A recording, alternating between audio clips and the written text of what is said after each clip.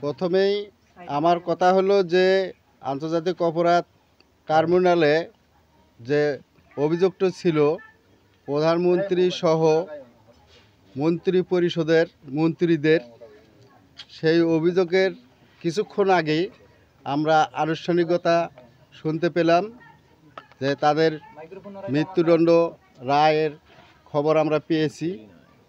সেই খবর পেয়ে আমাদের শহীদ পরিবারগুলোর মনের ভিতরে কিছুটা হলেও অবসান হলো। এবং যদিকে আমাদের প্রধান উপদেষ্টার কাছে আমাদের একটা দাবি শহীদ পরিবারগুলোর পক্ষ থেকে এবং আহত পরিবারগুলোর পক্ষ থেকে, যে প্রধানমন্ত্রী শেখ হাসিনা তাকে বাংলাদেশে আনে এই মৃত্যুদণ্ড কার্যকর অতি দ্রুত করতে হবে।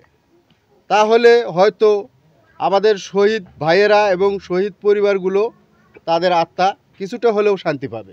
আমাদের অনুভূতি হচ্ছে যে বর্তমান যে আজকে আমরা যে রায় পেয়েছি এবং এই রায়কে অতি দ্রুত কার্যকর করতে হবে এবং তাদের ফাঁসি দিতে হবে এবং দেশের বাইরে যেখানেই থাক সেখান থেকে আনতে হবে অতি দ্রুত। এটাই আমাদের প্রধান উপদেষ্টার কাছে আমাদের এটা দাবি আমাদের পরিবারের পক্ষ থেকে। আমার আত্মাটা শান্তি হবে, আমার ছেলেটা আর পাবালই আর মুড়ি পাবালই কার্যকারী জানি হয়, এটাই আমার চাওয়া। কার্যকারী হয়, তাই না? আর কি চান? ফাঁসির রায়টা যেন কার্যকরী হয়, ফাঁসির রায়টা জানি কার্যকারী হয়, অতি দ্রুত হয়। না না, আমি একটু বলি, হ্যাঁ বলেন। ভয় টয় লাগতেছে? আমার ছেলে নাই তো, আমাকে একটু খারাপ না।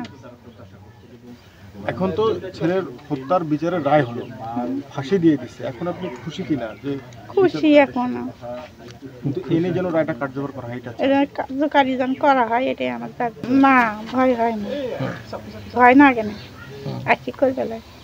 ভারত থেকে আনে অতি দ্রুত গতিতে যেন ফাঁসি কার্যকর করে বাংলার মাটিতে, তাহলে আমি খুশি হই।